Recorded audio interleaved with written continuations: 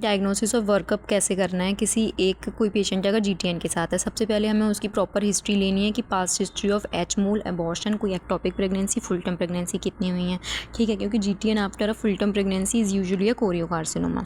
फिर उसके सिम्टम्स हमें ध्यान से देखने हैं, poor health, malaise, uterine bleeding कितनी है। फिर उसके सारे ये देखने हैं, headache, blurring of vision, fits की कंप्लेन तो नहीं है, यानी कि सीएनएस मेटास्टेसिस तो नहीं है, उसकी अनकॉन्शियसनेस, पैराप्लेजिया, हेमिप्लेजिया, हेमीपैरेसिस ये देखना है। फिर कफ है विद और विदाउट एक्सपेक्टेशंस ये देखना है। एनोरेक्सिया, वेट लॉस, यानी कि हिपैटिक मेटास्टेसिस में ही हो सकता है anorexia, weight loss, jaundice, epigastric pain या डिस्कम्फर्ट हो सकता है, ठीक है। वेजाइनल मेटास्टेसिस में इरेगुलर ब्लीडिंग आ सकती है। पेशेंट अगर बहुत ज़्यादा उसकी कंडीशन है, एनेमिक है, क्रैप्स तो नहीं प्रेजेंट है, यानी कि लंग इन्वॉल्वमेंट हो गया है, ठीक है, और अगर पैरा यूरेथ्रल नोड्यूल्स है एंटीरियर वेजाइनल वॉल पे तो उसको निकालने की कोशिश नहीं करनी है, उसकी बायोप्सी नहीं लेनी क्योंकि बहुत ज़्यादा अनकंट्रोलेबल ब्लीडिंग हो जाएगी, ठीक है। यूट्रस है कि पाल्पेबल है कि नहीं है। फिर उसके टेस्ट कराने हैं, सीरम बीटा एसईजी अगर rapidly rising serum beta SEG आ रहे हैं या फिर प्लेटिंग फेज में persistence of HCG after 6 month of evacuation of H mole या फुल टर्म प्रेगनेंसी, तो हमें पूरा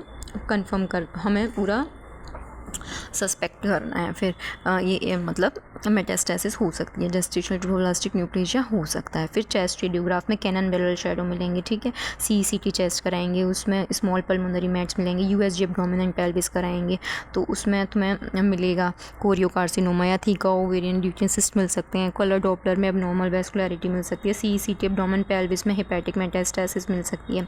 सीईसीटी एमआरआई ब्रेन में वजाइनल या लंग मेटास्टेसिस मिल सकती है, ठीक है।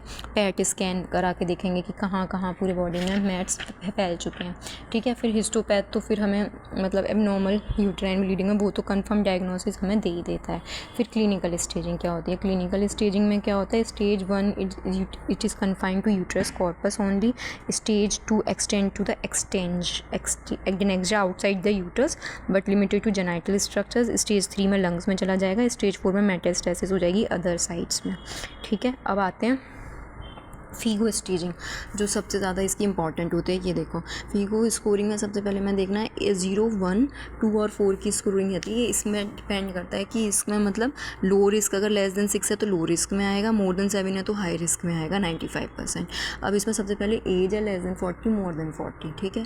फिर एज के बाद उसके बाद एंटीसीडेंट प्रेगनेंसी किसके बाद मतलब ये जीटीएन हो रहा है, मोल के बाद, मोल एबॉर्शन टर्म प्रेगनेंसी के बाद। प्रेगनेंसी टू ट्रीटमेंट इंटरवल कितना है मंथ में? Less than 4 month, 4 to 7 month, 7 to 13, more than 13।